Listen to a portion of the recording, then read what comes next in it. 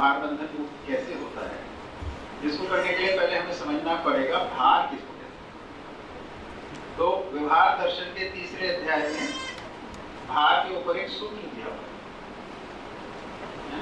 नीतू भाई पढ़ो उसको जरा। भार सापेक्षता से, सापेक्षता गुरुत्व और लघुत्व से वो वाला जैसे भैया आप पढ़ देंगे, आपको ध्यान देना कहाँ है माइक। सब लोग अपनी अपनी पुस्तकों में देख लें इसको। पेज नंबर 10 हाँ भैया पढ़ दीजिए। भार आकर्षण से, आकर्षण परस्परता से, परस्परता लघुता एवं गुरुता से, लघुता एवं गुरुता रचना एवं सापेक्ष ऊर्जाओं से, रचना एवं सापेक्ष ऊर्जा क्रिया से, क्रिया पदार्थ से और पदार्थ का ह्रास एवं विकास सापेक्ष ऊर्जा के सदुपयोग एवं दुरुपयोग से सापेक्षित है। बढ़िया। तो आप लोगों को सबको समझ में आ गया होगा ऐसा मालूम।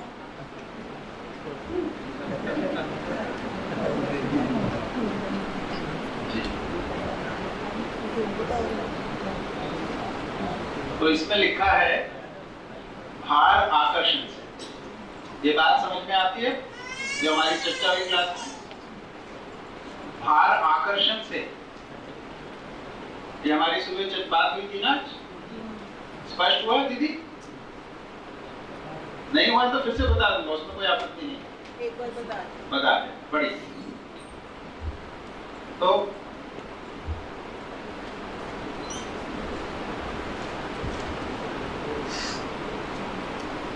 भार किस चीज को कहते हैं इसको समझने की पहले तो ये जो मैंने हाथ में पकड़ा हुआ इसका कोई भार महसूस होता है? तो इसका क्यों इसको भार क्यों कह रहे हैं? क्योंकि अगर इसको हम ना पकड़ें तो ये सतह की ओर भाग रहे हैं, ठीक है?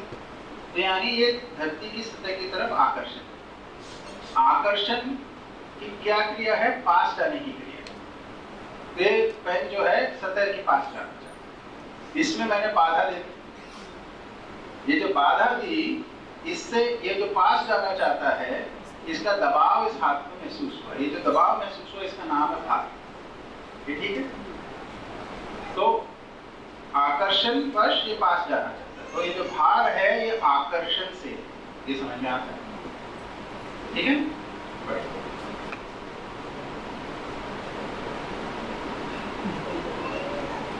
और आकर्षण जो है वो परस्परता से, यानी एक इकाई दूसरी इकाई, इसकी परस्परता में आकर्षण। परस्परता जो है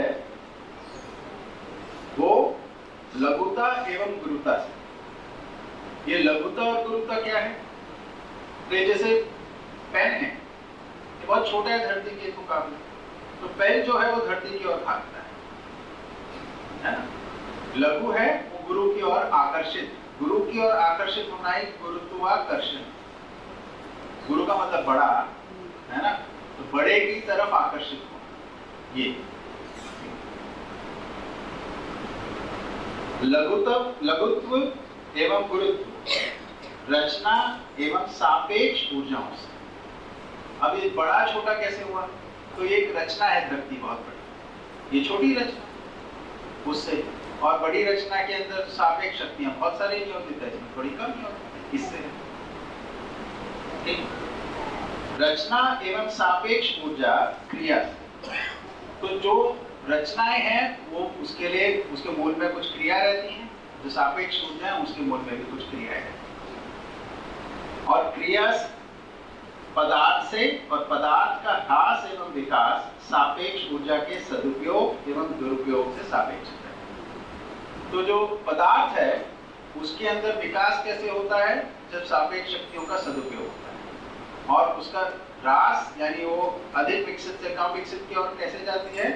जब उसकी सापेक्ष शक्तियों का सदुपयोग नहीं हो पाता है या दुरुपयोग होता है, उससे उसकी रचना होती है। इस तरह ये पूरा सिद्धांत।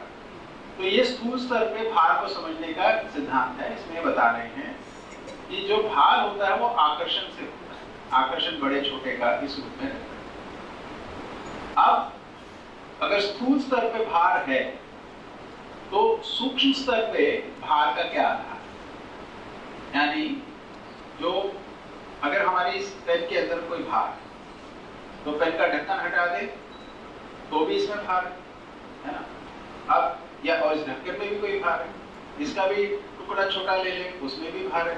तो इसको हम जब छोटा करते जाएंगे तब हम परमाणु के स्तर तक पहुंच जाएंगे। तो परमाणु के स्तर पर पहुंच जाएंगे तो अब इसका क्या भार, कोई भार होगा नहीं होगा, तो इधर सोचना है हाँ इसका भार होगा। वो भार क्या है, तो परमाणु के स्तर पे जो भार होता है वो उस परमाणु के नाभिकीय यानी उसका जो न्यूक्लियस है और दूसरे परमाणु के नाभिकीय यानी जो दूसरे परमाणु का न्यूक्लियस है, इनके बीच का जो अट्रैक्शन है उससे वो भार। हमने कभी पढ़ा आकर्षण से भार, तो वहां पे जो अट्रैक्शन है न्यूक्लियस के बीच में जिसकी वजह से परमाणु साथ आ जाते हैं, इसको कह रहे हैं भार बंधन। ठीक है, तो परमाणु के स्तर पे एक परमाणु के नाभिक के अंदर और दूसरे परमाणु के नाभिक के अंदर जो वापस जी। अच्छा, इसके मूल में क्या शक्ति है या क्या वास्तविकता है, तो हर परमाणु चुंबकीय बल संपन्न है। तो जो उसका न्यूक्लियस है उसमें चुंबकीय बल है, दूसरे के में भी चुंबकीय बल है। ये चुंबकीय बल की वजह से इनमें आकर्षण, ठीक है। तो चुंबकीय बल का आकर्षण ही दोनों के बीच में भार का काम करता है।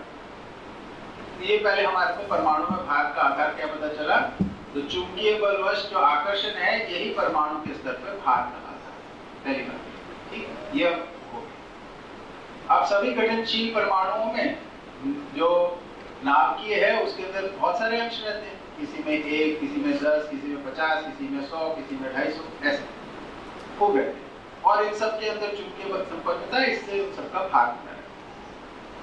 अब गठनशील जो है नहीं, और उसके अंदर जो परिवेशी अंश है इनका कोई भार नहीं, क्योंकि वो शून्य आकर्षण में सारे के साथ, इसलिए वो भार में कोई योगदान नहीं देते। तो केवल नाभिकीय का भार है, परिवेशियों का कोई भार नहीं है ना। अब जो गठन पूर्ण है उस गठन पूर्ण में नाभिक में केवल एक ही अंश, ठीक है, और परिवेश के अंदर 60 है, 60 वालों को तो भार है ही। तो अगर उसका भार होता भी तो केवल एक ही का होता, पर एक का भी भार कब होगा, जब वो एक का चुंबकीय आकर्षण दूसरे से बनेगा। चुंबकीय आकर्षण बनने के लिए दोनों के बीच में चुंबकीय धारा के रूप में जुड़ाव होता है, एक मैग्नेटिक बॉन्डिंग होती है। वो होने के लिए उसकी चुंबकीय धुरी जो है या उसकी जो चुंबकीयता के जो ध्रुव बनते हैं उनको अगर जोड़े तो एक धुरी बनती है, वो धुरी स्थिर होती है तो दूसरी चुंबक के साथ वो अपना अलाइनमेंट को सेट करके उसमें अट्रैक्शन या रिपल्शन, आकर्षण या विकर्षण को स्थापित करते हैं।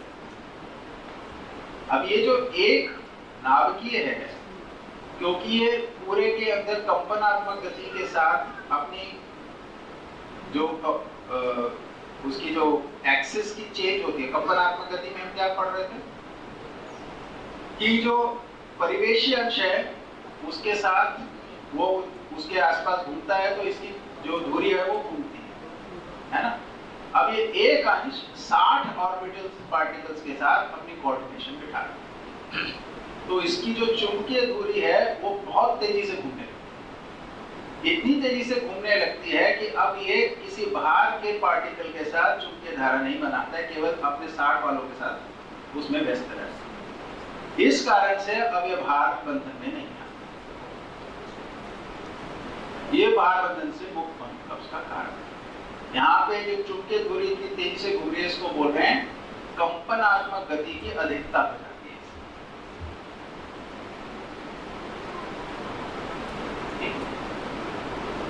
एक उनका दीदी का पहले तसल्ली हो जाए, फिर आप बाकी एक चीज आपने बोली ना, माइक लीजिए। आपने बोला ना, जैसे हम अभी तक यही पढ़ रहे थे ना कि नाभिक के अंदर प्रोटॉन्स या न्यूट्रॉन्स जो भी अंश हैं हाँ। वो इलेक्ट्रॉन्स के अंश ज्यादा या बराबर होंगे या ज्यादा होंगे, और हाइड्रोजन में ही बराबर होते, बाकी ज्यादा होते हैं गठनशील में। यहाँ एक कैसे रह गया था? हाँ। इसके तो यही एक चैतन्य इकाई के बनने की व्यवस्था प्रकृति में पाई गई है ना। इसी को बाबा जी बोल रहे हैं, हमारे को बता रहे हैं, हमारे को इसको निरीक्षण परीक्षण करना है और फिर इसका अनुभव करके इसको प्रमाणित करना है। तो यही सूचना, नई सूचना, ये कहीं और नहीं है, इसमें है कि इसमें जब गठन पूर्ण होता है उसकी संरचना में क्या है, उसमें नाभिक में 1, परिवेशों में 60, पहले परिवेश में 2, दूसरे में 8, फिर 18, 25 ऐसे इस स्वरूप में।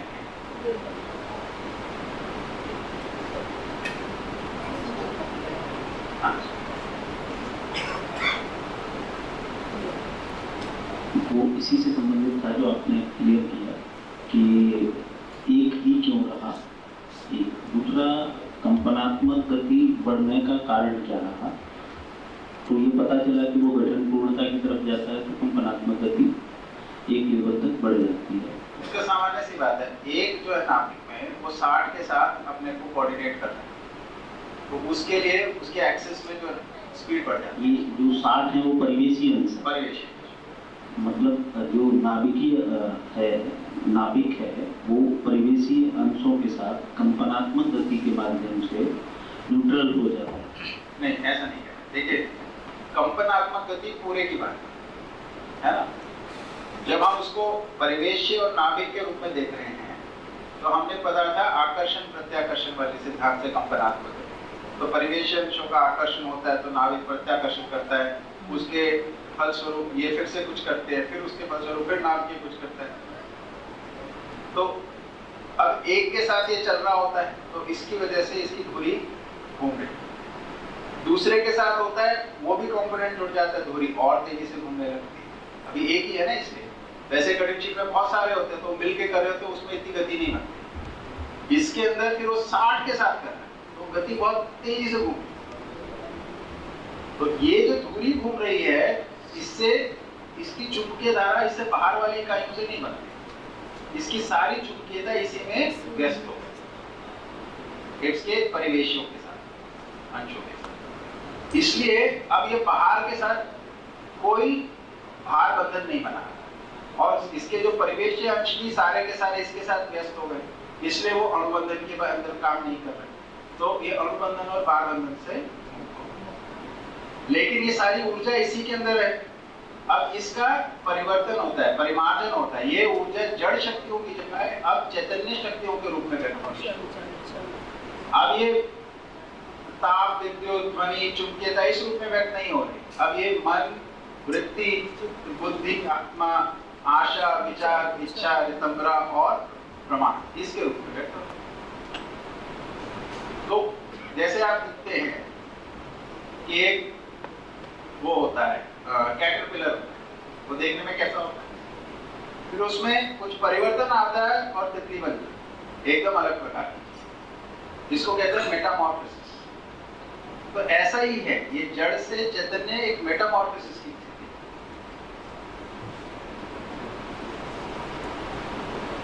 फिर से याद दिलाऊंगा, उपमा उपलब्धि नहीं है, लेकिन थोड़ा सा कल्पना चलाने के लिए वो सतर्कता बनाया है। हाँ, जड़ से चैतन्य का मेटामॉर्फोसिस जब हो रहा है तो ये कह सकते हैं कि नाभिक अंश जो है वो अब शून्याकर्षण है चैतन्य परमाणु बनने के बाद, क्योंकि अब वो आकर्षण प्रत्याकर्षण से परिवेशीय अंशों के साथ कोई चुंबकीयता व्यक्त नहीं कर रहा है, तो वो शून्याकर्षण में हो गया। जड़ शक्तियों के संदर्भ में इसको बिल्कुल कह सकते हैं।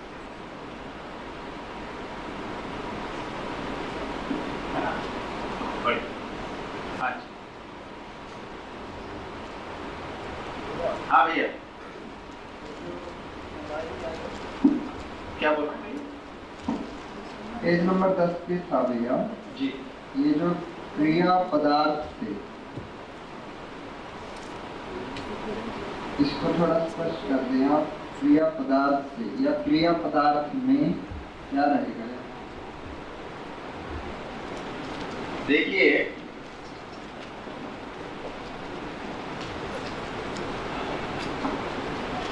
क्रिया किसे कहते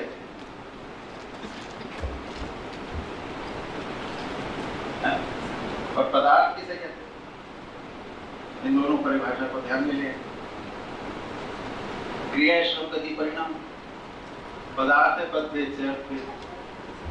श्रम गति परिणाम पूर्वक ही पद भेद से अर्थ भेद होता है। समझ में आता है? जब यहाँ लिखा है भाई क्रिया पदार्थ से वो हो रही है या श्रम गति परिणाम पदार्थ, ये थोड़ा इसमें आशय इतना ही है, क्रिया और पदार्थ ही क्रिया का स्वरूप है, ये आशय इसमें समाया है। पदार्थ की क्रिया का स्वरूप, और तो कोई स्वरूप ही नहीं है क्रिया का।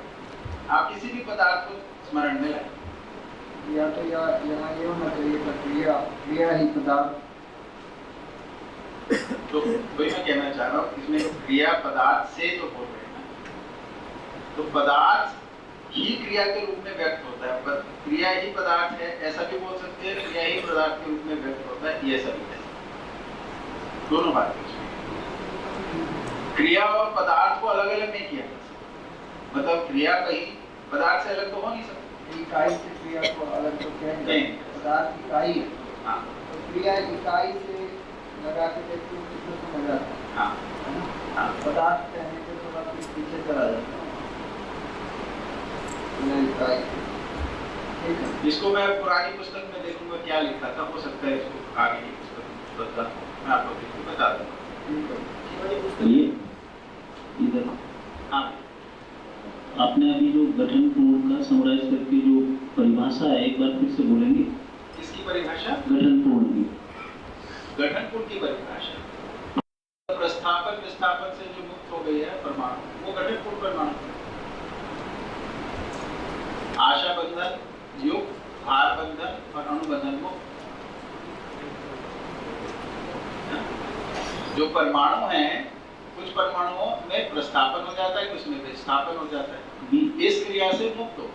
अभी मैं जो समझा वो जैसे गठन पूर्ण परमाणु में क्या हो रहा है कि जो नाभिकीय है उसकी और उसके 60 परिवेशी अंशों की जो कंपनात्मक गति है वो उसी में आपस में ही डिजोल्व हो जाती है और प्रस्थापन विस्थापन किसी भी अन्य परमाणु से नहीं होता और उसमें आशा विचार इच्छा के रूप में वो जन्म लेता है। इसको हम गठन पूर्ण कह रहे हैं, ये ठीक है? हाँ ठीक है, इसका स्वरूप ही है। हाँ ठीक है। हाँ ये लिखा है कि परस्पर का लघुता एवं गुरुता से। हाँ ये बात जो चल रही है स्कूल स्तर पे चल रही है। स्कूल पे क्या? हाँ हाँ स्कूल में दो इकाइयां एक जैसी भी तो हो सकती है, उनके बीच में भी आपस में परस्पर भार की जो बात आती है, जैसे हम बात करते हैं पत्थर का भार, लकड़ी का भार, ये सब भार किस आधार पे बात करते हैं? इनका जो परस्परता धरती के साथ है उसके आधार पर, उनका आकर्षण धरती के साथ है इस आधार पे करते हैं। धरती गुरु इकाई है, ये सब लघु इकाई है। भार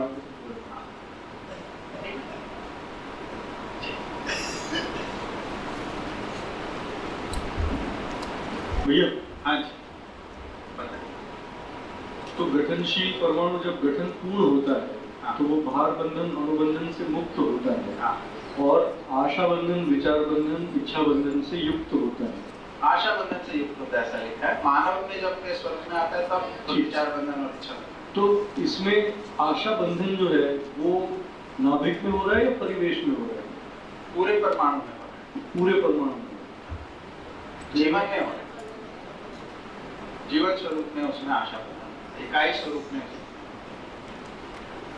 तो ऐसा नहीं है कि मन का ऑर्बिट बाहर है, फिर चित्त का ऑर्बिट अंदर है, फिर वृत्ति का ऑर्बिट अंदर है, फिर एक और ऑर्बिट है, ऐसे 4 ऑर्बिट्स है और फिर मध्यांश जो आत्मा है, ऐसा नहीं है। ऐसे ही तो बताते हैं। ऐसा नहीं है ना? क्यों? ऐसा ही तो है कि भाई ये जो ऑर्बिट जिसे हम इधर कहते थे जड़ में, उसके अंदर उनका नाम जो सबसे बाहर का यानी चौथा ऑर्बिट है उसको नाम दिया मन, तीसरे ऑर्बिट को नाम दिया वृत्ति, दूसरे ऑर्बिट को नाम दिया चित्त, पहले ऑर्बिट को नाम दिया बुद्धि और नाभिक को नाम दिया तो प्रश्न मेरा ये है कि अगर आशा बंधन होता है तो उसे बाहरी ऑर्बिट में होना चाहिए, वो मध्यांश में कैसे हो सकता है? मध्यांश में तो है ही नहीं ना आशा बंधन, आशा तो मन के अंदर ही होती है। हाँ, तो फिर क्या अभी आपने ऐसा कहा कि वो सारे गठन पूर्ण परमाणु में होता है, मध्यांश सहित परिवेशों में होता है। अभी जैसे आप जो कुछ बोल रहे हैं इसमें आपकी आशा विचार इच्छा संयुक्त रूप में व्यक्त होती है। जी, इस रूप में आप अपने आशा बंधन को भी व्यक्त कर रहे हैं। आप जानने की आशा में हो ना, जी, इसलिए प्रश्न कर रहे हैं। इसको आप व्यक्त कर रहे हो विचार के साथ भी, इच्छा के साथ भी। तो ये जो हमारा आशा है ये बाकी सब शक्तियों के साथ ही व्यक्त होता है। इसके अंदर आत्मा ही है जो अप्रभावित रहता है। आत्मा इसमें भागीदारी नहीं होती है बंधन के रूप में। बुद्धि और आत्मा की भागीदारी होती है जब ज्ञान हमारे लिए मुद्दा बनता है, जब हम उसको जागृत करते हैं तब फिर उनकी भागीदारी होनी शुरू होती है। और बंधन के रूप में नहीं, बंधन मुक्ति के रूप में होती है।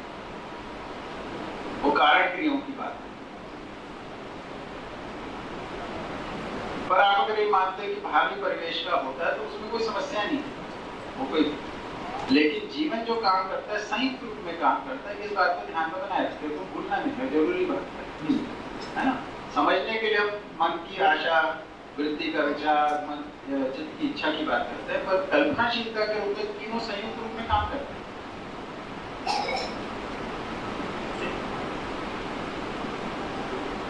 जैसे हम बोले कि भाई हमारे शरीर का गुर्दा काम करता है, समझने के लिए ठीक है, पर पूरा शरीर साथ काम करता है, एक दूसरे के साथ तालमेल में काम करता है।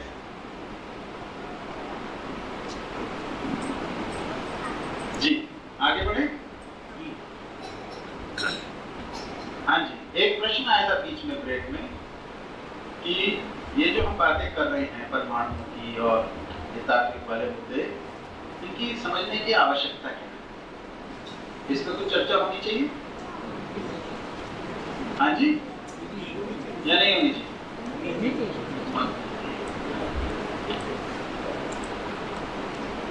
तो हमने कल भी सुबह बात जब की थी तो यहाँ से शुरू किया था कि जो समझ होती है वो संपूर्णता की होती है।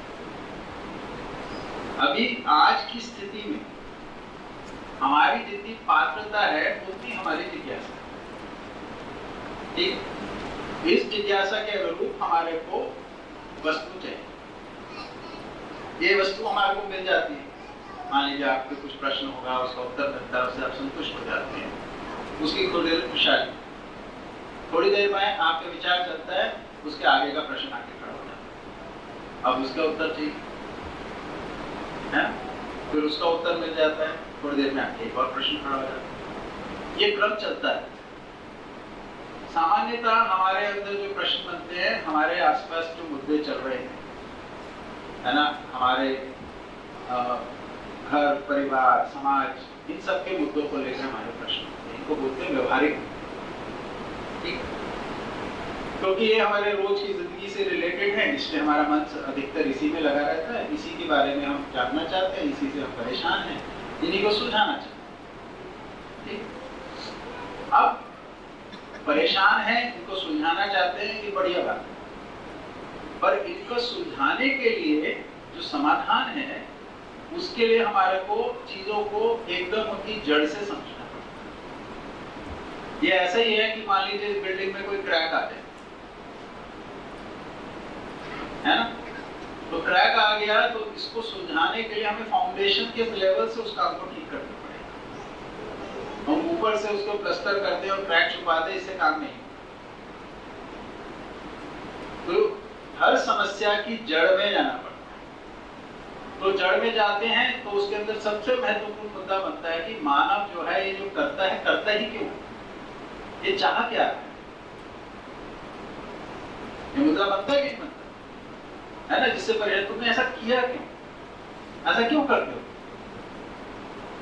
तो इसके लिए हमारे लिए मुद्दा बच जाता है कि मानव का हमें अध्ययन करना पड़ेगा, मानव को समझना पड़ेगा। अब मानव को समझना पड़ेगा तो उसका शरीर तो समझना नहीं हो, तो मोटा मोटा पता ही, सबके 2 हाथ 2 पैर, एक धड़ एक सर, है ना, सब खाना खाएंगे, सबका मलमूत्र निकलेगा, पसीना आएगा, ये सब सांस लेंगे, ये सब तो इस सब से तो ना हो।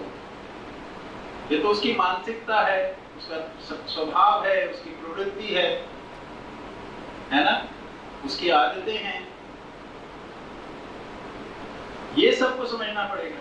अब ये सब समझने जाते हैं तो उसके चैतन्य पक्ष को समझना आवश्यक हो जाता है। तो उसका चैतन्य पक्ष को समझना चाहेंगे तो ये प्रश्न बनता ही है, इसका चैतन्य पक्ष जो है इसके शरीर में है या कुछ और चीज है। परंपरा में हमने सुना नहीं आत्मा होती है कोई, तो आत्मा क्या होती है ना, पता नहीं। तो इस बात को स्पष्ट होना पड़ेगा। तो अभी तक जो प्रचलित जितने भी पूर्ववर्ती दर्शन है उसमें दो प्रकार के दर्शन रहे, एक भौतिकवादी दर्शन और एक आदर्शवादी दर्शन। भौतिकवादी दर्शनों में इन सब बातों का उत्तर देने की कोशिश की है इस आधार पे कि ये सब कुछ पदार्थ से बना हुआ है, हमारा शरीर भी पदार्थ है, इसी में चेतना पैदा हो जाती है, इसी से सब कुछ होता है, इससे कुछ एक्सप्लेनेशन देते हैं। इसमें अगर संतुष्टि मिलती है तो इसको अच्छे से अध्ययन किया जाए, इसको समझा जाए, इसमें अच्छे से खुशहाली के साथ जिया जाए। हमारी इसमें संतुष्टि नहीं, ठीक। जो दूसरी तरफ है आदर्शवादी दर्शन। आदर्शवादी दर्शन में क्या बोलते हैं कि ये सब कुछ जो है ईश्वर के आधार, ईश्वर की इच्छा से, ईश्वर की कृपा से जो समस्या आ रही है ईश्वर का ही कारण, हर चीज का कारण ईश्वर है। ईश्वर को समझा जा सकता है नहीं, ईश्वर को समझा नहीं जा सकता, उसका अनुभव भी किया जा सकता है, जिसके लिए बहुत तपस्या करनी की जरूरत है। अगर आपको वो रास्ता ठीक लगता है तो उसको अपनाइए, उसको करिए, ईश्वर को समझिए तो अनुभव कीजिए और उसके हिसाब से बढ़िया करिए। अगर ये दोनों रास्ते आपको पूरे नहीं पड़ते तो यहाँ पे भी एक प्रस्ताव, इधर प्रस्ताव है कि मानव जो है वो अस्तित्व में है, अस्तित्व एक सह अस्तित्व रूपी व्यवस्था है। इस व्यवस्था को आप समझ सकते हैं अध्ययन को। इसको समझने के क्रम में आप मानव को जीवन और शरीर के संयुक्त रूप में समझ सकते हैं। जीवन को जब समझने जाते हैं तो जीवन एक गठनपूर्ण परमाणु के रूप में आप समझ सकते हैं। गठनपूर्ण परमाणु कहाँ से आया, तो गठनशील परमाणु ही विकसित हो गए, गठनपूर्ण परमाणु। अब आपका प्रश्न बनेगा गठनशील परमाणु कहां से आया, कैसे है, क्या है। आज नहीं तो कल बनेगा, कल नहीं तो परसों बनेगा। तो यहाँ पे हमारे बहुत सारे साथी हैं जिन्होंने परिचय शिविर आज से 1-1.5 साल पहले कर लिया, 2 साल पहले कर लिया। वो अपनी यात्रा करके इधर आ गए हैं, उनके जो शुरू के प्रश्न हो गए, अब उनका अंदर प्रश्न हो गया ये गठनशील परमाणु बताओ, ये गठनपूर्ण वाला बताओ, इसमें गतियां बताओ जो आपकी किताबों में लिखी हैं, सब वो किताबें पढ़ के आए, प्रश्न। इसलिए हम ये चर्चाओं को कर रहे हैं क्योंकि ये सब समझने के मुद्दे हैं एक क्रम में। जिनका पहले के चैप्टर पूरा हो गया, पहले की यात्रा हो गई, वो इस एक स्थिति में आके प्रश्नों को करते हैं, समझते हैं, क्योंकि समझने का क्रम पूरा ही है। हमारे कुछ साथी हैं जो अभी आज हमारे साथ हैं शिविर में, जिन्होंने अभी अभी ये जीवन विद्या की यात्रा शुरू की, एक आधा कोई शिविर किया है और हम आ गए हैं। अभी उनके उस आगे की यात्रा के प्रश्न नहीं, अभी उनके तो व्यवहारिक मुद्दों के प्रश्न। इसलिए उनको थोड़ी देर के लिए लग सकता है कि यार ये बातें क्यों हो रही है, हमारे को तो व्यवहारिक मुद्दे बताओ। तो इसमें मेरा ऐसा मानना है कि अध्ययन शिविर की सूचना ठीक से हमारे को मालूम है। अध्ययन शिविर के अंदर जो जीवन विद्या या मध्य दर्शन की जो मूल बातें जो उनकी पुस्तकों में, जैसे ये अध्ययन शिविर मानव व्यवहार दर्शन पुस्तक के ऊपर है, इसके अध्ययन के लिए 1 महीने, इसमें सारी चर्चा इस पुस्तक के अंदर दी हुई बातों के ऊपर है ना। परिचय शिविर के अंदर आपको वो सारे तर्क दिए जाएंगे कि इस दर्शन की क्या आवश्यकता है ना। उसमें भी प्रस्ताव पूर्वक यही रखा जाएगा कि देखिए हमारे हिसाब से आवश्यकता लगती है, लेकिन आपको अगर ये ठीक नहीं लगती आवश्यकता, कोई बात नहीं, आपने समय दिया उसके लिए धन्यवाद। कुछ लोगों को मन करता है कि नहीं नहीं ये तो काम की बात है, हम इसको करेंगे, वो अपना अध्ययन का क्रम शुरू करते हैं, वो धीरे धीरे 2-4 परिचय शिविर करते हैं, कुछ किताब उठाते हैं, कुछ ऑडियो सुनते हैं, धीरे धीरे सुनते हैं तो प्रश्न बनते हैं, प्रश्न पूछने के लिए अध्ययन शिविरों में, गोष्ठियों में, इन सब में जाना शुरू। ये पूरा का पूरा इसका अभी तक का पृष्ठभूमि है हमारे आपके पीछे। तो अब बताइए इसके अंदर हमारे को इस पुस्तक के हिसाब से चलना चाहिए पुस्तक के हिसाब या कि परिचयात्मक बातों को याद करें? पुस्तक के हिसाब तो क्योंकि इसकी अनाउंसमेंट ही इसी रूप में हुई, बातचीत ही ऐसी हुई और बहुत सारे लोग इंतजार कर रहे थे। अधिकतर साथियों को जब परिचय शिविर में आते हैं और ये सब प्रश्न पूछते हैं तो हम बोलते हैं अरे भाई इधर मत पूछे, तो बहुत सारे परिचय के लिए है, आपको अध्ययन शिविर में इसका उत्तर मिल जाएगा, अध्ययन शिविर में जाओ। अब ये साथी हमारे अध्ययन शिविर में आ गए, अब इनको क्या बोलेंगे, कहाँ जाए? तो साथी है जिनको अध्ययन शिविर की अभी पूरी तैयारी नहीं हुई है, मेरा निवेदन है कि आप लोग ना 2-4 परिचय शिविर और करिए अच्छे से और अलग अलग प्रबोधकों के करके देखिए, है ना। सबको सुनने से आपको इस बात की समझ मिलेगी ये प्रदर्शन कह क्या है, अगर आपकी इच्छा हो, है ना। और अलग अलग शैलियों में मिलेगी, आपको पता चलेगा अरे मेरे को ना सुभैया की बात ज्यादा समझ में आती है, मैं उनसे सुनूंगा। कोई बोलेगा नहीं मेरे को साधन भैया की बात ज्यादा अच्छी समझ में आती है, उनसे सुनिए, जिससे अच्छा लगे उससे सुनिए, क्या परेशानी है। हम लोगों को कोई परेशानी नहीं है, ठीक है। यहाँ पे परेशानी नहीं है, इसका प्रमाण ये है कि यहाँ पे सभी आएंगे बारी बारी में। और तो गाड़ी फंसी हुई है। हाँ भाई, इसको समझने के लिए कुछ देखिए, कोई भी बात समझनी है उससे पहले की चीजें समझनी पड़ेगी। अब पहले वाली चीज है कि मानव विज्ञान दर्शन को ही क्यों समझना है? मत समझिए, हम क्या बोल नहीं मतलब हम तो ये शिविर उनके लिए लगाए जो चाहे कहते हैं हमें समझना है इसको, जो नहीं समझना चाहते उनके लिए थोड़ी ना शिविर। अगर मैंने गलत इंटरप्रिटेशन लगा लिया तो फिर तो पहुंच ही नहीं पाऊंगी, मतलब गाड़ी वहां तक पहुंच ही नहीं पाएगी जिस मकसद से मैं आया हूँ यहाँ पर। और आपने सही इंटरप्रिटेशन लगा लिया तो क्या समस्या है? हाँ मतलब मैं वही कह रहा हूँ, तो इसलिए क्लियरिटी में कुछ करने और की। उसमें क्या समस्या है कि देखिए किस चीज की ज्यादा संभावना है, गलत इंटरप्रिटेशन की या सही की? अगर मेरी बैकग्राउंड में इंफॉर्मेशन सही नहीं है तो गलत हो जाएगा। तो हम तो सहायता के लिए इसलिए हैं, इसीलिए शिविर है। जैसे कोई प्रश्न पूछता है तो पहले उसकी भाषा भी ठीक करते हैं, आशय भी ठीक करते हैं, फिर उत्तर देते हैं। देखा ना आपने पूरा? हाँ, है ना? तो उसी के लिए तो हम सहायक हैं। तो सही इंटरप्रिटेशन के ज्यादा संभावना है, कम गलत इंटरप्रिटेशन। बाकी आपकी इच्छा है। ठीक है ना? हाँ जी, आप कुछ कह रहे हैं।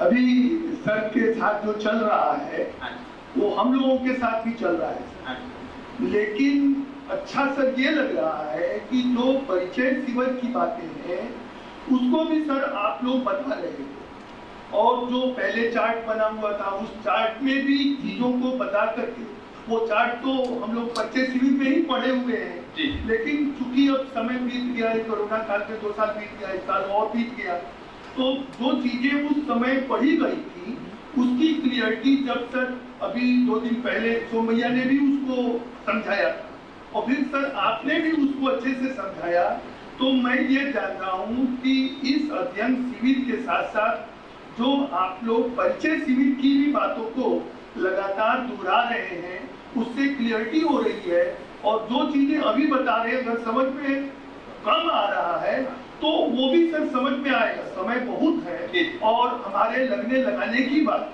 ऐसा नहीं कि सर हम लोग समय जाया कर रहे हैं। हमको तो बहुत अच्छा लगा कि परिचय शिविर में जो चीजें छूट गई थी, भूल गई थी, वो सर सब जो है क्लियरिटी की तरफ। धन्यवाद। एक और निवेदन करूंगा मैं, ये ध्यान देने की बात है कि देखिए आप लोगों में मेरे को लगता है सभी ने बचपन में 1 से 10 तक की गिनती सीखी है ना?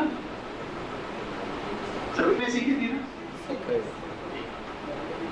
और आप में से जब गिनती सीखने वाले थे, जब आप सीख रहे थे, किसी ने बोला होगा 1 2 3 4 5 6 7 8 9 10 और उसी क्षण आप सीख गए हो? नहीं? कितनी बार करना पड़ा था? 100 बार। बहुत बार। वो तो 10 तक की गिनती थी, ये तो फिर भी दर्शन है। कुछ तो समय लगेगा, कई बार तो दोहराना पड़ेगा। इतना आसान भी नहीं और इतना मुश्किल भी, ठीक है ना? तो अगर मन लगाने की है ना संकल्प है कि चलो जी इसका थोड़ा जोड़ लगाते हैं, तो अध्ययन में खूब मजा आता है। अब मन बनाने की बात है थोड़ी सी, उसके लिए थोड़ा थोड़ा आपको मोटिवेट करते रहेंगे बीच बीच में, है ना? चलिए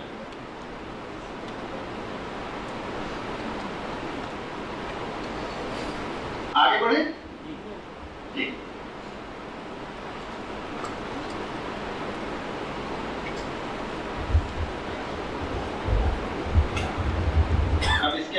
एक बात थोड़ा सा कलाकारी से दिखा।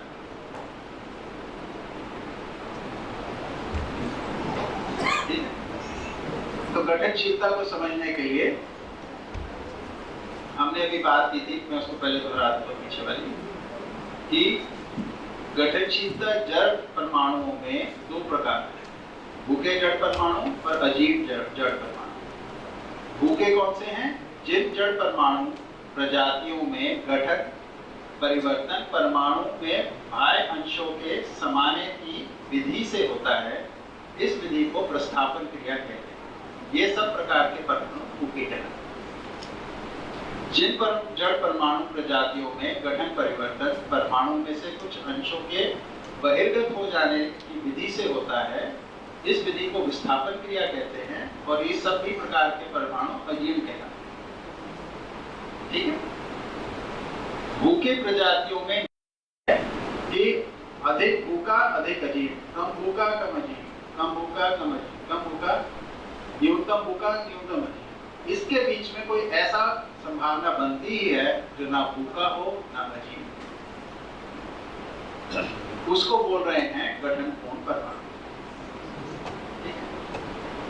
अब इसके साथ जब भूख के साथ देखते हैं इसको, तो उससे एक और चीज दिखती है, जो ज्यादा भूखा है उसका गठन जल्दी बदल जाएगा, यानी वो कम स्थिर होगा, उसकी अवधि बने रहने की कम होगी।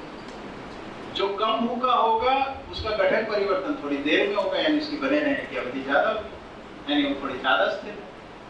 तो ये स्थिरता बाहर से अंदर की ओर बढ़ रही है इस तरीके से, और जो गठन पूर्ण है उसमें स्थिरता पूर्ण हो गई। इस बात को इसने दर्शाया है। ठीक है, तो इतनी सी इस बात में चार्ट में बात है, इसको लेके अब बताइए कोई प्रश्न हो। स्थिरता की बात कर रहे हैं, हाँ। तो परिवेशों में 2, 8, 18, 32 की श्रृंखला में परमाणुओं को इसमें रचना, मतलब परमाणु इसमें उसी तरीके से अरेंज हो जाए, तो उससे स्टेबिलिटी है। जैसे हीलियम को इनर्ट या नोबल गैस बोलते हैं, तो उसमें 2 परिवेश में है, फिर ऐसे ही आगे इस हिसाब से कैसे? नहीं भाई, ये सिद्धांत नहीं है। आप फिर से ना जो अणुबंधन वाले सिद्धांत है उस पर पहुंचे। अणु रचना की यानी रसायन क्रिया में भागीदारी होने की वो तीव्रता या शीलता है। जो जैसे हीलियम है वो केमिकल रिएक्शन में पार्टिसिपेट नहीं करता है ना, जो उसके नीचे वाली गैसेस हैं, आर्गन है और जो भी तमाम गैसेस हैं, ये भी उसमें केमिकल रिएक्शन में सामान्य स्थितियों में रिएक्ट नहीं करते। तो ये केमिकल रिएक्शन तो अणु रचना की स्थिति है, ये परमाणु की स्थितियां नहीं। ठीक है ना, वो उसकी केमिकल रिएक्टिविटी का फंक्शन है, रासायनिक गतिविधि में भागीदारी करने की तीव्रता है। ठीक है, यहाँ पे हम बोल रहे हैं इसका जो गठन है इसकी स्थिरता, इस संरचना में बने कितनी देर रहता है उसकी बात है ना। तो वो फंक्शन है, उसकी कंपनात्मक गति कितनी है उससे आता है। कोई एग्जांपल देखिए, अगर अधिकतम भूखा, अधिकतम अजीर्ण और कम भूखा, तो अगर विज्ञान ने इसका अध्ययन किया है सभी परमाणुओं का, तो इनके बने रहने की अवधियों को देखिए, है ना। इधर तो मैंने कोई नाम नहीं दिया, उनको उस पैटर्न में अरेंज किया जा सकता है नाम से, कौन ज्यादा देर तक बना रहता है उससे देख सकते।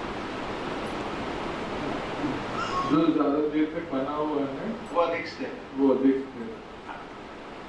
परमाणु रूप में, यानी उसकी जो लाइफ है वो जितनी देर तक बना रहता है, जैसे ऑक्सीजन हजारों लाखों सालों तक बना रहता है, बहुत स्थिर। कार्बन बहुत स्थिर है, ऐसा है।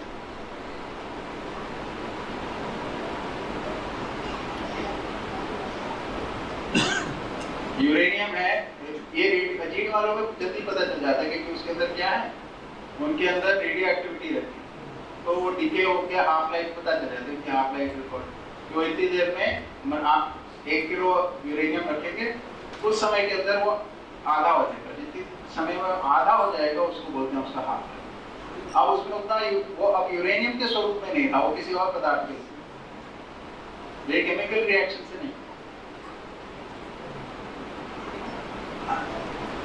भैया अभी तो पूरी दृष्टि बदलना पड़ रही है, क्योंकि अभी यहाँ शिविर में भी आकर जो हम सोच रहे थे वो दृष्टि पूरी केमिकल रिएक्शन वाली थी जी।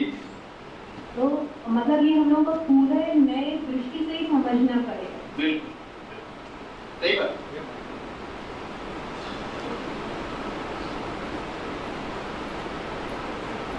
भैया एक निवेदन करो, हाँ आप वहाँ भी बैठो, इधर ही बैठो ना, बार बार आप। बहुत हवा है, अच्छा वो एसी बहुत ज्यादा है, मुझे बुखार है। हाँ अच्छा। तो मेरा इन्फेक्शन किसी और को ना लगे इसलिए। हाँ फॉसिल्स को कैसे समझाएंगे? मतलब असली फॉसिल शब्द में समझता हूँ अच्छे से, क्या है उसके बारे में? तो वो किस अवस्था में है और उस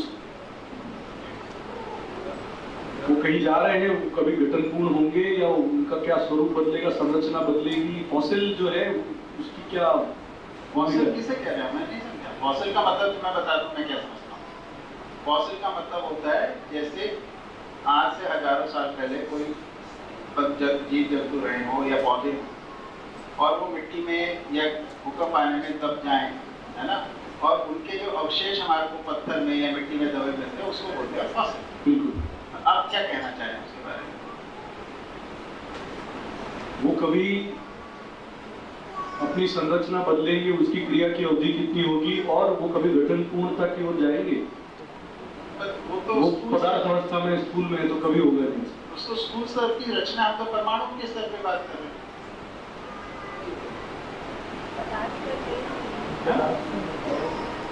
फॉसिल फ्यूल में वो हाइड्रोकार्बन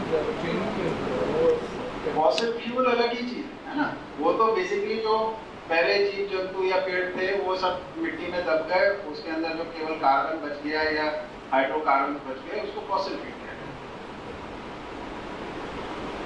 मतलब मैं आपके ना प्रश्न को अभी तो पकड़ नहीं पाया, क्या जानना चाह रहे हैं? मैं वो जो फॉसिल के जो परमाणु हैं, हाँ, वो अपना स्वरूप अपनी संरचना बदल के कुछ और बनते हैं कभी, या उसका क्या एक्सप्लेनेशन है? क्योंकि वो तो स्थिर हो गए ना, काफी लंबी अवधि तक वो स्थिर हो गए। देखिए जो जिससे बना है उससे अधिक नहीं होता। जितनी देर तक उसके परमाणु बने रहेंगे उतनी देर तक वो फॉसिल बना रहेगा। ठीक है, यानी जिन परमाणुओं से वो बना हुआ है तो अभी उसकी अवधि बची है तभी वो फॉसिल के रूप में बना हुआ। जिस दिन भी वो उसका गठन परिवर्तन होगा तो हो जाएगा, बदल जाएगा उसमें। जैसे कोई बिल्डिंग हमने बनाई लोहे से, अभी तो मैं उदाहरण आपको केमिकल रिएक्शन कह दिया। लोहे से कोई ढांचा बनाते, धीरे धीरे उसको जंग लग रहा है, जब जंग लग के पूरा लोहा खत्म हो जाएगा ढांचा गिर जाएगा, है ना। जब तक उसमें लोहा बचा है तब तक वो खड़ा रहेगा, कुछ अवधि रहेगी। तो अभी जो उसका कंपोनेंट है उस फॉसिल का, अभी उसकी अवधि खत्म नहीं हुई, इसलिए बना हुआ।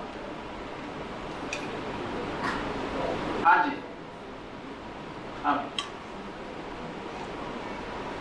It's 6 o'clock. जैसे भैया बात करेंगे जीवाश्म के बारे में, तो मेरा मानना ये है कि जैसे जीवाश्म है और वो 3 ही चीज़ों का होगा, प्राण अवस्था, जीव अवस्था या मानव किसी अवस्था जी। तो जब तक वो परमाणु सेफ है, हाँ, उस कंडीशन में, अभी तक वो जीवाश्म बनना बाकी पदार्थ अवस्था में कन्वर्ट हो ही जाए। ये बिल्कुल सही है। देखिए इसमें सोचने की बात ये है, वो परमाणु से बने अणु हैं, अणु से बनी अणु रचनाएं हैं। पहले तो वो पहले भी विखंडित होगी तभी वो खत्म हो जाएगी, परमाणु तक बाद में जाएगी बात। मान लीजिए उसके अंदर कोई हाइड्रोकार्बन के कोई मॉलिक्यूल, तो हाइड्रोकार्बन वाला मॉलिक्यूल पहले डिसइंटीग्रेट हो जाएगा, सब होता ही। भाई हम जाकर मर जाता है, उसको अगर मिट्टी में दबा दो थोड़ी देर में उसका शरीर गल जाता है। ये तो किसी कारणवश किसी ऐसी वस्तु में दब गए तो शरीर को गलने का मौका है ना। तो अब वो किसी कारण से ऊपर आए, हमने खोल के देख लिया, अच्छा इसमें ये है। अब उसको जो एक्सपोजर हो रहा है वो केमिकल रिएक्शंस होंगे उसके अंदर, वो धीरे धीरे पहुंचते। तो इसको प्रिजर्व करने के लिए फिर बहुत सारे प्रयास करते हैं उसको, है ना। तो परमाणु तो बहुत बाद में पहुंचेंगे, पहले उसके मॉलिक्यूल से बनी हुई रचना, यही सब विरचित हो। ठीक, भैया थोड़ा आसान मुद्दे पर। हाँ जी, माइक ले लीजिए। क्या बोल रहे हैं? आसान वाले पे आ रहे हैं। आप बताइए कौन सा आसान वाले पे बात करें। भैया ये थोड़ा सा हेलो आप ये पुस्तक है ना, ये पुस्तक पढ़ने को मुश्किल जाता है जी, समझने को मुश्किल जाता है जी। अभी ये फॉसिल विषय अभी ये तो हमको कुछ पता ही नहीं जी जी तो बहुत ऐसे मुद्दे आ गए हैं जो मेरे को कुछ पता नहीं जी। तो फिर और बोलना पड़ता तो अभी ये आज भूखे आजिर में मेरे को पक्का नहीं हुआ, लेकिन क्या हो रहा है भूखे आजिर में जैसे आप बता रहे हैं तब तक शोध वाले रिसर्च वाले पॉइंट आ रहे हैं, तो मुझे लगता है भैया आप उनको बोल दीजिए नोटबुक में लिख लीजिए और नहीं तो पर्सनली वो रिसर्च कर सकते, उसके बाद में नहीं मिलेगा तो आप है ही, ऐसा मुझे लग रहा है क्योंकि मैं पुस्तक बहुत परेशान कर पुस्तक परेशान कर समझने के लिए, तो पुस्तक देखता हूँ तो मेरे को डर लगता है। ऐसा पहले तो बहुत लगता था, अभी बहुत सारा कम हो है। जब पढ़ता हूँ तो कम से कम 50-60-70% समझ पाता हूँ, इससे उत्साह भी आता है ना। तो अभी ये 2.5 घंटे का क्लास है, तो भैया थोड़ा सा मतलब आप समझते होंगे, समझदार को इशारा आती है। हमारे कच्चे चावल को थोड़ा ध्यान दिए, ये भी पकड़ा चाहिए, नहीं तो हम ऐसे कह रहे आप ऐसे मत रहिए, उसके लिए आपको एक उपाय बताते हैं। ये लोग जो प्रश्न पूछ रहे हैं मैं आपको उत्तर इसलिए दे रहा हूँ क्योंकि आप प्रश्न नहीं पूछे। आप मन लगाइए, आपको जो प्रश्न का अस्पष्टता है, कोई आपका मतलब जिसको भी जो सामान्य स्तर के प्रश्न है पर वस्तु से जुड़े तो पूछिए ना, मैं सारा समय उसके लिए दूंगा। तो मुझे ना भूखे आजीवनी की थोड़ी सी और स्पष्टता चाहिए थी, लेकिन ये इतने बड़े पॉइंट निकल रहे हैं ना, तो फिर हमको लगता है भाई ये हम शायद हमारा गलती है कुछ, तो ये सब ये इनके लिए ऐसा नहीं। देखिए जिसकी आवश्यकता उसको पूछने दिया जाए, आपकी जो आवश्यकता है उसे पूछिए ना, दूसरे के दृष्टि हस्तक्षेप करना हस्तक्षेप नहीं, हमारा कॉन्फिडेंस डाउन हो रहा है क्योंकि उनको ये समझ में आया है ऑलरेडी। तो मुझे लगता है कि मैं मतलब मेरा बेस क्लियर नहीं है क्या नहीं, ये भी पता नहीं ठीक से मेरे को। मैं इतना ही कहना चाहूंगा, विश्वास जो है ना, स्वयं में विश्वास सापेक्षता से नहीं होता, ये समझने की बात। आपको जो पूछना चाहते हैं, आप जो समझना चाहते हैं, आप इसलिए देखिए सुबह भी शुरू कैसे किया, आपने कल जो सुना उसको सुन के आपके अंदर या तो कुछ स्पष्ट हुआ होगा या कुछ अस्पष्ट रहा होगा, पूछिए। अभी तो पूरे दिन में आप अभी पहली बार बोल, और वो भी इसलिए बोल रहे हो कि दूसरा ना बोले। मेरा निवेदन है इसकी बजाय जो आप तो अस्पष्टता वो पूछो ना, मैं एकदम उत्तर दूंगा भाई। वही विधि है जिसको भी लग रहा डर लगता है। अभी इतने बड़े हेलो इतने बड़े टॉपिक चालू है, उसमें अपना छोटा सा इतना इजी, तो ऐसा डर लगता है अरे क्या है इसमें, ये इतना ही पता नहीं है कि इसको। फिर भाई देखो अभी ये भाई से सुख भाई से मैंने पूछा था, वो बोले कि आपने परिचय शिविर वगैरह कुछ किए नहीं हो, तो ऐसा मैं आपको कॉन्फिडेंस दे रहा हूँ, बिल्कुल कोई बुरा नहीं लगेगा, कोई कमी नहीं आएगी। आप पूछो, आपको हाँ नहीं, जब आप समझाते हैं ना तो फ्लो में जाता है तो समझता भी है, ऐसा नहीं कि नहीं समझता, और उसी फ्लो में हम पूछते भी हैं। लेकिन ये बहुत डीप बोला जाता है ना तो फिर टूट जाता है। दूसरों को जो पूछना आप अपना पूछो, आपको क्या जानना। और मैं सभी से निवेदन करूंगा जिनके पास जो भी प्रश्न है, सभी प्रश्नों का स्वागत है। वो आपको सिंपल लगते हो, कठिन लगते हो, जैसा भी हो, आप उसका उत्तर देने के लिए प्रस्तुत आप बताइए। मेरी जिम्मेदारी है प्रश्नों का उत्तर देना यहाँ पे, है ना। जैसे प्रश्न आएंगे वैसे उत्तर देता रहो। आपसे मैं निवेदन करूँ भाई पूछो, आपका जो मुद्दा उसको पूछो, उसको आप ही जानते हो, मैं नहीं जानता, है ना। मैं तो अपनी प्रेजेंटेशन बना के सारी प्ले कर देता हूँ, उसमें कुछ समझ में आएगा नहीं आएगा तो उसको पढ़ के कुछ किसी के भी कल्पना में जो आ रहा है पूछ रहा है, आपकी भी कल्पना में कुछ आता होगा, आप भी पूछो। नहीं, ऐसा होता है कि अपेक्षा ये रहती है नॉर्मली, ये अभी आगे स्पष्टीकरण हो गए और 2-3 बार मैंने कंफर्म भी करवाया आपसे, कि मैं इसका होएगा आगे, है ना, तो इसलिए थोड़ा सा रुकते हैं। अभी ये आगे बात जाएगी, लेकिन भूखे परमाणु अजीर्ण परमाणु की थोड़ा सा मेरा रहेगा। हाँ बताइए, क्या बता रहे हैं? वो 60 और 60 जो लिखे हैं, हाँ तो जो मध्य में जो रहता है उसमें 60 से ज्यादा रहते हैं। आप ना माइक थोड़ा नीचे से पकड़िए, ऊपर से पकड़ेंगे तो वो होता है उसका वहाँ पे। हाँ, तो मध्य में है 60 से ज्यादा रहते हैं जी, और बाहर 60 रहते हैं। तो चौथी जो लाइन है उससे ज्यादा जो लाइन रहेंगी, हाँ, मतलब वर्तुल परिवेशीय रहेंगे। हाँ हाँ, वो अजीर्ण है। हाँ, और 60 से सामान्यतः हाँ, और उससे 4 से कम वाला भूखा है। भूखा, तो मोटा मोटा, ठीक ठीक पकड़े। हाँ, तो ये भूखा अजीर्ण कैसे होता है, अजीर्ण भूखा कैसे होता है, ये समझ में नहीं है ये दोनों के बीच में। तो पहले तो भूखा किसे कह रहे हैं? एक तो ये आपने सब लक्षण को पहचान लिया कि 4 परिवेश या 4 से कम परिवेश है तो वो अधिकतम भूखा ही होगा, और 4 परिवेश से अधिक परिवेश है तो वो अधिकतम अजीर्ण ही होगा। ये मोटी मोटा लक्षण आपने एक पहचान लिया। दूसरा, उसकी परिभाषा देखिए जो लिखी है भूखे की, क्या परिभाषा लिखी थी उसकी? पढ़ लीजिए इसको, माइक में पढ़िए, बोर्ड पे क्या लिखा?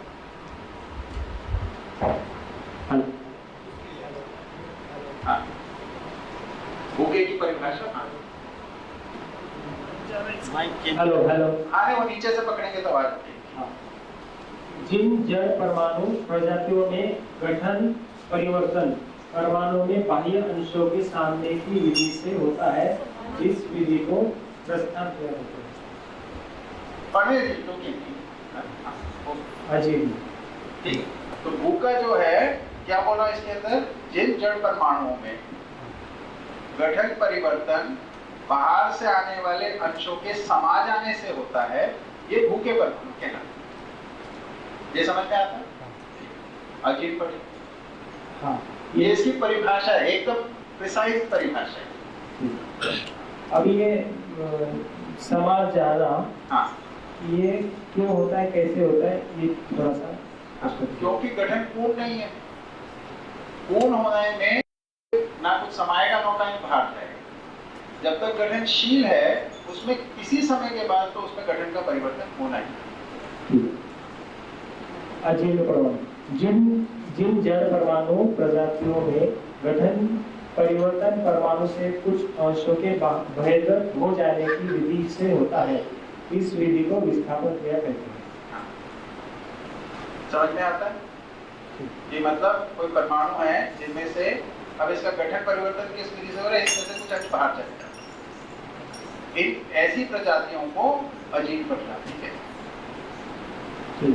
बहुत सामान्य सी बात है। हाँ, अभी भूखे परमाणु में 60 रहेंगे, और जो इलेक्ट्रॉन्स है, क्या रहेंगे? भूखे में 60 इलेक्ट्रॉन्स रहेंगे, अंश। भूखे में हाइड्रोजन भी आता है, उसमें तो 2 ही होते हैं, एक इलेक्ट्रॉन होता है और एक न्यूक्लियस में होता है। तो उधर 60 लिखा है दोनों में।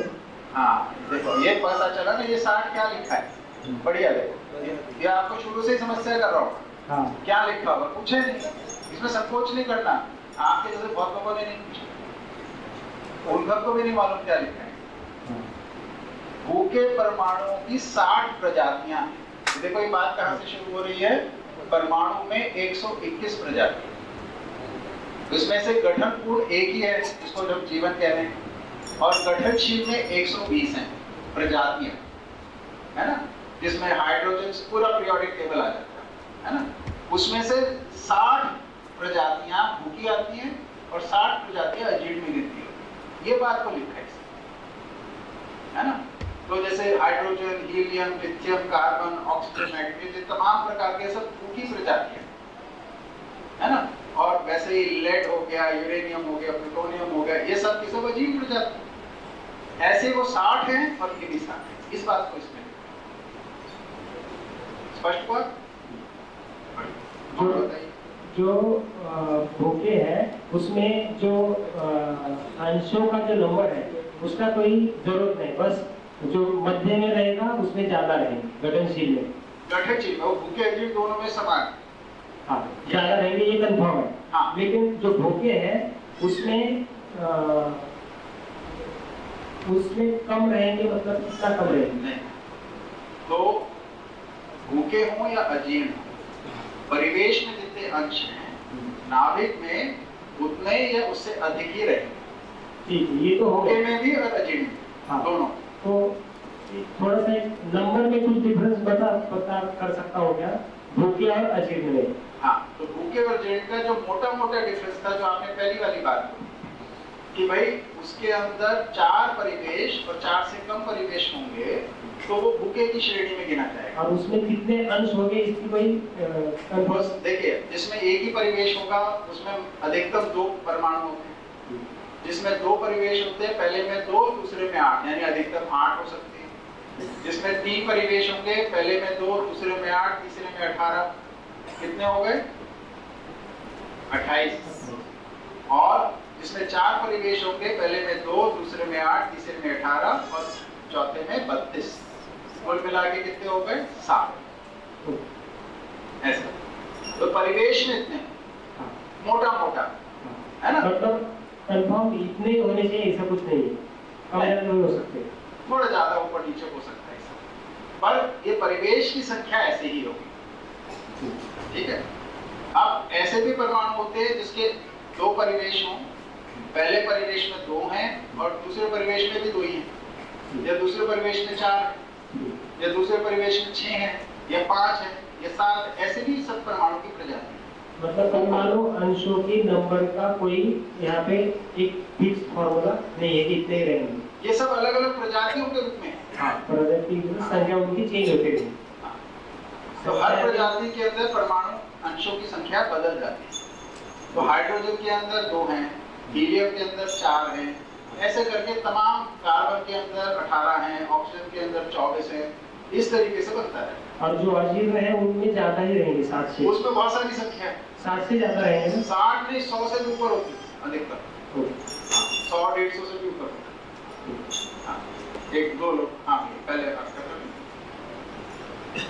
ये जो परिवेश की बात की आपने, जैसे दूसरे वाले परिवेश में 8 होते हैं, हाँ, 5 भी होते हैं, 6 भी होते हैं, 7 भी होते हैं, 8 भी होते हैं। अगर 9 नहीं होते, 9 होते तो तीसरा परिवेश। तीसरा परिवेश। हाँ भैया को माइक दीजिए जरा। हाँ भैया, इसमें जो कंफ्यूजन हो रहा है ना, कहाँ से भाई? इधर जो कंफ्यूजन हो रहा है ना, वो प्रजातियां और अंश जो 60 ये दोनों के हिसाब से कंफ्यूजन है। पर अब स्पष्ट हो गया ना? ठीक। हाँ भैया। अभी जैसे मान लीजिए परिवेश में 59 है, हाँ, तो अंश है बाहर, तो अंदर भी 59 होंगे?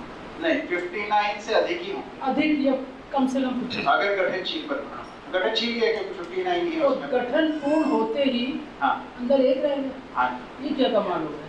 यही तो कमाल है। सही बात है, कमाल ही शब्द है उसका। ऐसा ही इसको साइंस तो एक्सप्लेन नहीं कर पा रहा, तो ये दर्शन देखिए, सही बात है, साइंस इसको एक्चुअली एक्सप्लेन। 2 बातें आई। वो दीदी ने भी एक बात कही कि पूरी दृष्टि ही बदलनी पड़ेगी, जो आज तक हमने साइंस पढ़ी। भाई माइक थोड़ा नीचे से पकड़ेंगे ना तो ये, क्योंकि उसका जो ट्रांसमीटर ऊपर होता है, वो हाथ लगने से फिर जाता नहीं सिग्नल। जो साइंस हमने आज तक पढ़ी थी, वहाँ पे भी एक क्वेश्चन उठा था भैया का कि भाई जितने अंदर उतने बाहर गठनशील में, ये कैसे? तो आपने उसका जवाब दिया था कि ये शोध का विषय है। भैया ये शोध ना विज्ञान में हो चुके हैं। हाँ, लेकिन विज्ञान ने तो इसको क्लियर कर गठनशील वाला, उससे कुछ अलग बोल नहीं रहे इसमें हम। यानी कि जितना चार्ज अंदर है उतना ही बाहर है, तो न्यूट्रल होगा। ये अंदर बाहर से न्यूट्रल नहीं है। नहीं, मैं साइंस की बात कर रहा हूँ। साइंस में भी ऐसा नहीं कह रहे, जिसको न्यूट्रॉन बोल रहे हैं। हाँ जी। हाइड्रोजन के अंदर भी वो बोलते हैं एक इलेक्ट्रॉन है, एक प्रोटॉन है और एक न्यूट्रॉन है। ठीक है। तो परिवेश में 1 अंश हुआ, नाभिक में 2 हुए। लेकिन न्यूट्रॉन तो न्यूट्रल है ना? तो भाई न्यूट्रल होने से अंश तो है, उसका मास तो आएगा। मास का अलग कॉन्सेप्ट है, न्यूट्रलिटी का कॉन्सेप्ट अलग है। तो हम भी तो सबको न्यूट्रल ही बता रहे हैं, इसमें कहाँ हमने चार्ज बताया किसी? ठीक है। हमारे भूखे परमाणु, यहाँ पे फिर उसकी एक्सप्लेनेशन कैसे आएगी कि एक ही रह गया? एक जो है संरचना, ये गठन पूर्णता की संरचना है। है ना। ये कोई अचंभे की बात नहीं है। जो परमाणु की संरचना है उसमें 2 अंश का परमाणु या 3 अंश का परमाणु बोली हाइड्रोजन को, जिसमें एक इलेक्ट्रॉन, एक प्रोटॉन और 3 न्यूट्रॉन होते हैं। और हीलियम जो है उसमें 6 होते हैं, 2 बाहर और 4 अंदर, 2 प्रोटॉन और 2 न्यूट्रॉन। ठीक है, तो संख्या भेद से प्रॉपर्टीज कितनी अलग हो जाती। ठीक है, अब आपके लिए सोचने का मुद्दा ये है कि आप जैसे चैतन्य स्वरूप में आपके पास आशा, विचार, इच्छा की शक्ति, ये कहां से आ रही है? ये किस चीज का फंक्शन? यहाँ पे जो प्रस्ताव है कि ये एक प्रकार की प्रजाति है परमाणु की जिसका ये प्रॉपर्टी है। ठीक है, अब ये अगर आपकी क्यूरियोसिटी बनती है तो आप इसको एक्सप्लोर कर सकते हैं। अब अगर ये है तो हम यहाँ उत्तर दे रहे हैं कि ये एक प्रकार की परमाणु प्रजाति है। तो परमाणु प्रजाति है तो इसकी कन्फिगरेशन कैसी है? तो कन्फिगरेशन भी बता रहे हैं कि भैया एक उसके नाभिक में है और 60 उसके परिवेश में है, और इस वजह से वो भार बंधन मुक्त है, इस कारण से वो आशा बंधन मुक्त है, युक्त है ना। ये सब इसके एक्सप्लेनेशन है। अब इससे बहुत सारे जुड़े हुए फाउंडेशनल बातें हैं जो कि फिर हमको अच्छे से एक विधिवत तरीके से बैठ के करनी पड़ेगी। वैसे भी परमाणु की ये वाली संरचना ये सही बात है। देखिए, अगर अभी हमने जो बातें सुन रहे हैं, है ना, ये अभी हमारे को जो हमारे आधार है चीजों को देखने समझने के, वो आधुनिक विज्ञान उससे पूरी मेल नहीं खाती। बिल्कुल सही बात है ना। तो इसमें कुछ लोगों के लिए होता है, देखो विज्ञान के आधार पे नहीं है, मेरी इच्छा नहीं होती इसको सुनने, कोई बात नहीं, आपने थोड़ा समय दिया उसके लिए। अभी कुछ लोगों को लगता है, जैसे मेरे को लगा यार विज्ञान से हमने क्या कर लिया, इस धरती को बर्बादी तो कर रहे थे, यहाँ पे आके खड़े हो गए कि धरती में प्रदूषण हो गया, ऋतु असंतुलन हो गया, धरती को बुखार हो गया, ये क्या विज्ञान है?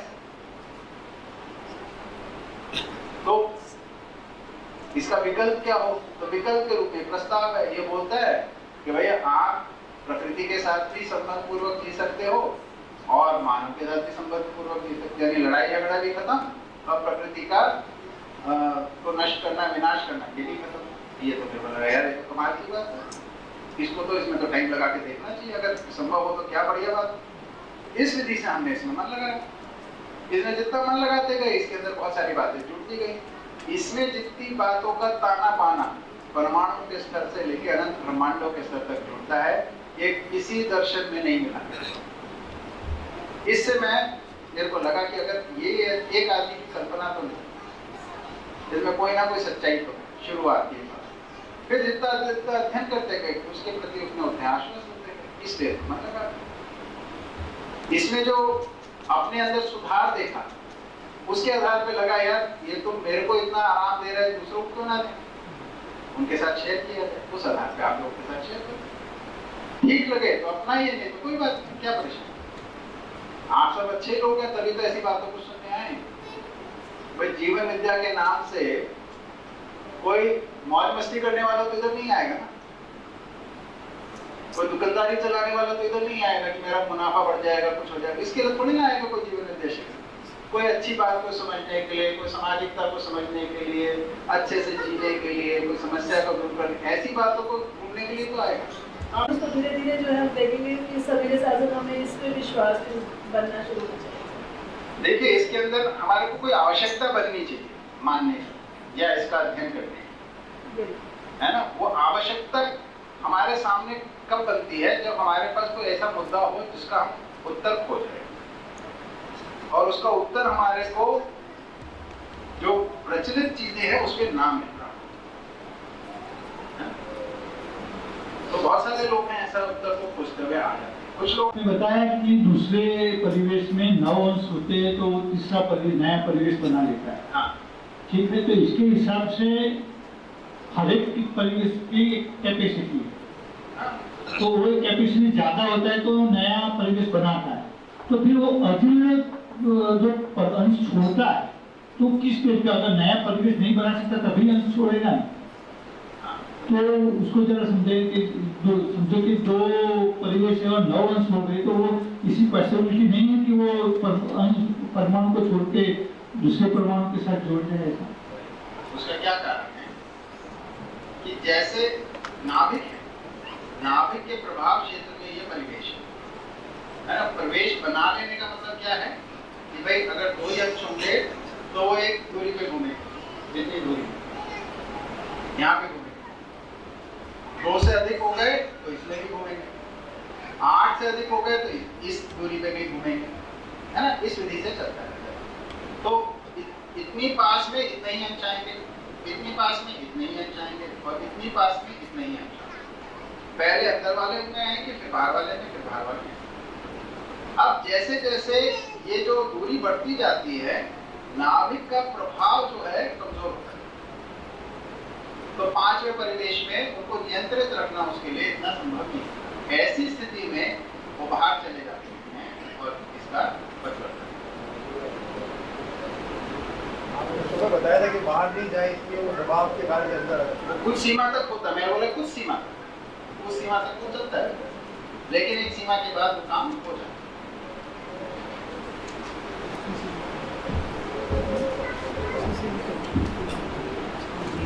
हाँ,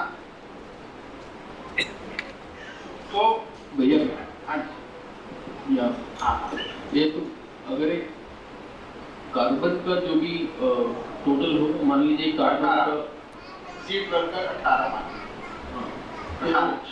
तो अंदर जितने हैं कार्बन का कोई भी फॉर्मेट हो, चाहे कोल हो चाहे डायमंड हो, सबका एक ही हो, उसमें अंदर जो न्यूक्लियस में या जो मध्य में है वो बदलता नहीं है।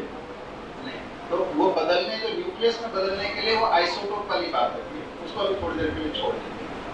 तो कार्बन जो है, जो चाहे वो हीरा है चाहे ग्रेफाइट है, तो ये तो उसके अणु की और रचना के स्वरूप से बनता है। उसके मूल में C12 कार्बन ही हो सकता है सब, है ना। तो उसमें क्या है, जो कार्बन का जो वो बनता है, मॉलिक्यूल बनता है, वो एक निश्चित आकार का है। उस निश्चित आकार की जो और बहुत सारे जो मॉलिक्यूल जुड़ते हैं, तो वो अगर एक सतह के रूप में भी जुड़ सकते हैं या तो उनके अंदर ऐसे भी जुड़ सकते हैं एकदम गुच्छे की तरह, जिसको बोलते हैं कोयला। फिर उसके अंदर थोड़ा और व्यवस्थित हुए, वो एक सतह के रूप में तो वो व्यवस्थित हो जाते हैं, पर ऊपर नीचे की जुड़ाव नहीं, तो वो ऐसे लेयर्स में ग्रेफाइट उस रूप में। और जो हीरा होता है वो 3 डायमेंशन का स्ट्रक्चर है, इसको अंग्रेजी में नाम दिया लैटिस स्ट्रक्चर, उसका जो क्रिस्टल होता है तो वो बनता है और वो बहुत मजबूत होता है, वो आसानी से टूटता नहीं दबाव के साथ।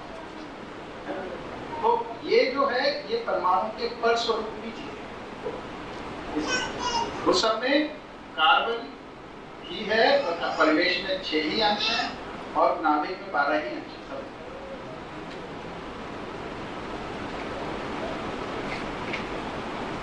जी भैया, गठनशील परमाणु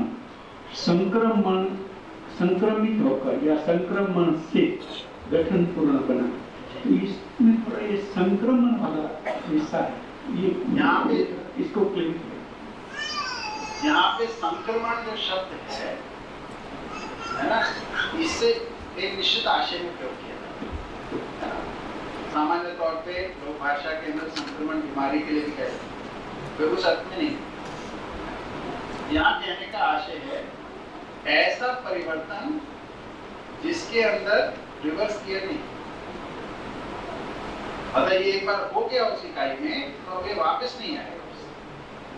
गठनशील से गठन पूर्ण हो गया तो गठन पूर्ण से गठनशील कभी नहीं, इसलिए इसको बोल रहे हैं संक्रमण। संक्रमण को परंपरा भी कही है, उसके गुण का, उस क्रिया के जो परिणाम आ रहा है उसकी एक क्वालिटी है कि ये अब ये वापस नहीं जाएगा। ठीक है, ऐसा ही क्रिया पूर्णता में होता है, वो भी एक संक्रमण होता है। एक बार मानव जीव चेतना से मानव चेतना में आ गया, अब वो गलती अपराध वाली जिंदगी में करती है, वो भी एक संक्रमण है, क्रिया पूर्णता है। उसी तरीके से आचरण पूर्णता भी एक संक्रमण, यानी वो अपने जीने में प्रमाणित होना शुरू हो गया। अब वो बिना प्रमाणों के कभी नहीं जिए, उसके हर कर्म के अंदर प्रमाणित ही होता है। नहीं, उसी शरीर यात्रा की बात।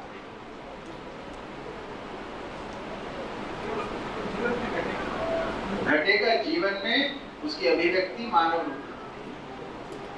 मानव रूप में शरीर यात्रा करनी पड़ती है। शरीर यात्रा के लिए पहले आपको शरीर अपनाना पड़ता है।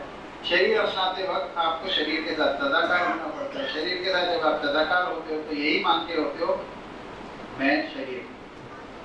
वहां से शरीर के साथ तदाकार होकर जन्म होता है।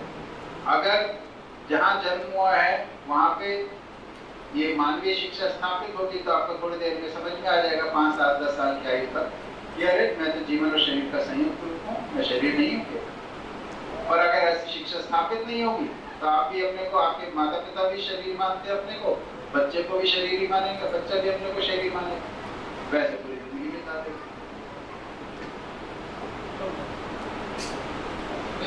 हर शरीर यात्रा में ज्ञान अर्जन करना है। इस शरीर यात्रा की समझ है वो साथ नहीं करता।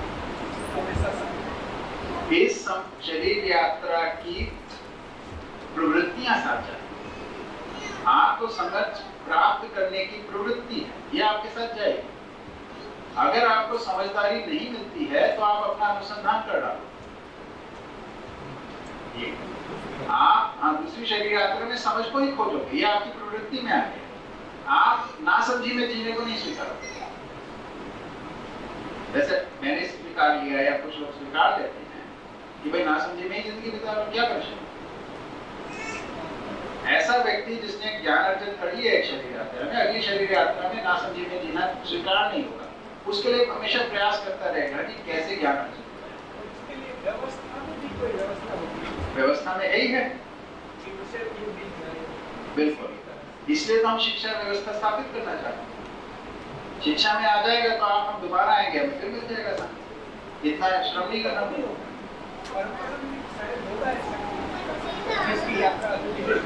हाँ, ये तो देखिए परंपरा में ज्ञान, मेरा मानना तो यही है, अनेक लोगों को ज्ञान हो सकता है, लेकिन उस ज्ञान की परंपरा नहीं बनती। वो शिक्षा विधा में नहीं स्थापित हुआ, वो व्यवस्था के अंदर स्थापित नहीं हुआ, वो आचरण के रूप में स्थापित नहीं हुआ, वो संविधान के रूप में स्थापित। जब तक इन चारों में स्थापित नहीं होगा उसकी परंपरा नहीं। पहला स्टेप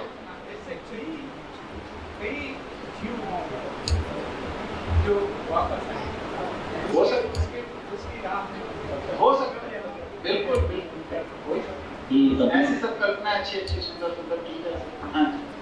आपने भी बोला प्रवृत्ति शरीर यात्रा के साथ जाती है। प्रवृत्ति, हाँ, प्रवृत्ति मतलब कि ज्ञान को ही स्वीकार करना है, समाधान को ही स्वीकार करना है। इसके लिए जो अंदर में तीव्र इच्छा होती है उसको प्रवृत्ति बोला है। हाँ, जैसे बाबा जी इसको बड़े सामान्य भाषा में समझे कि बाबा की प्रवृत्ति क्या चीज है।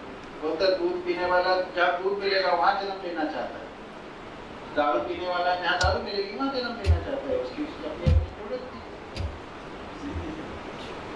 मतलब उसकी जो किस चीज के प्रति उसका आकर्षण होता है, किस तरीके से उसको पाने के लिए प्रयास करता है। तीव्र इच्छा, इंटेंसिटी बोल सकते हैं। हाँ, उसकी उस जीवन की क्वालिटी की बात है, स्वभाव की बात है, स्वभाव ही ठीक है। जीवन मन की भी प्रवृत्ति है, वृत्ति की भी है, चित्त की भी है, ये सभी की होती है। दूसरा, जीवन ये तय कर ही सकता है कि इस तरीके की स्थिति में रहना, इस तरीके की जहाँ पे ज्ञान सुलभ हो, या ऐसा गर्भ ढूंढ ही सकता है जहाँ से ज्ञान का लिंक मिल जाए। देखिए, जागृत जीवन के पास वो संभावना रहती है, अजागृत में नहीं। क्या वो बुद्ध, जब राकेश भाई वगैरह आएंगे वो बुद्धों पे बात करेंगे शरीर यात्रा और सब, तो वो बात चर्चा होती है। हाँ जी, ऐसा कुछ देखा गया या जाना गया कि कोई एक प्रजाति के जीवा परमाणु है ना, भूखे हो या जीव हो, उनमें गठन पूर्णता की प्रवृत्ति ज्यादा रहती है। नहीं, ऐसा कुछ नहीं, कोई भी बन सकता है, कोई भी, वो परिस्थिति वशता है। धन्यवाद। ठीक है, थोड़ी सी, कितना समय अपने पास? क्या माना है, आगे बात करें या रोका जाए सब? भैया अभी तो पढ़ने का मन है, थकान हो रही है उसमें? नहीं भैया मन कर रहा है, आगे होगी तो हुआ नहीं। हाँ जी, अभी कुछ हुआ नहीं। आगे का तो हुआ ही नहीं। हम लोग को फिर से देखना पड़ेगा ये पूरा वीडियो, किस तरह से सोच रहे हैं अलग तरीके। तो ऐसा कर लेते हैं, आज अभी थोड़ा रोक लेते हैं बात, है ना? हम में से कुछ लोग बैठ जाते हैं, कुछ जो व्यक्तिगत आप लोगों के कुछ के प्रश्न हो सकते हैं उसको लेके बैठ जाते हैं। रक्षाबंधन से कैसे जुड़ा?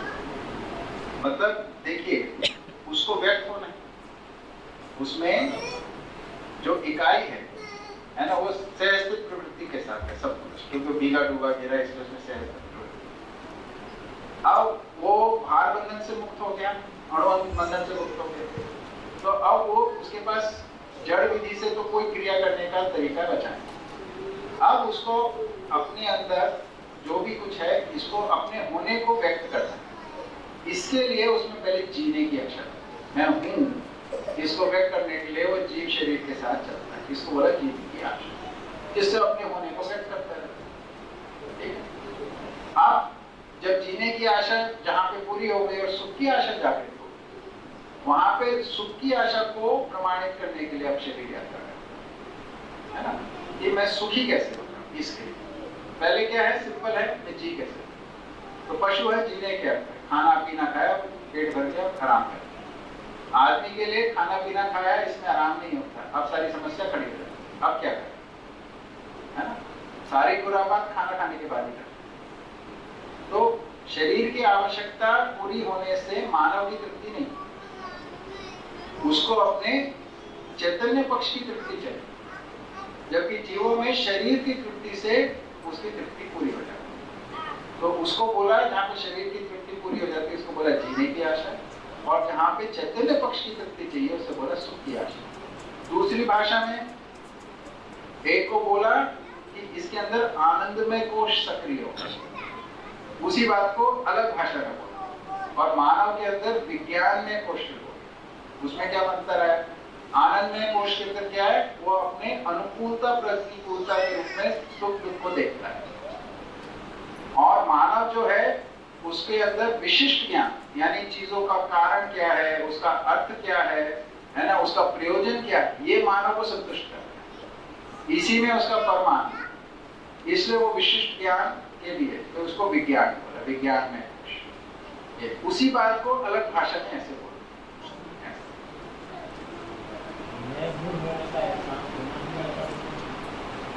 जी, यही चैतन्यता का आधार।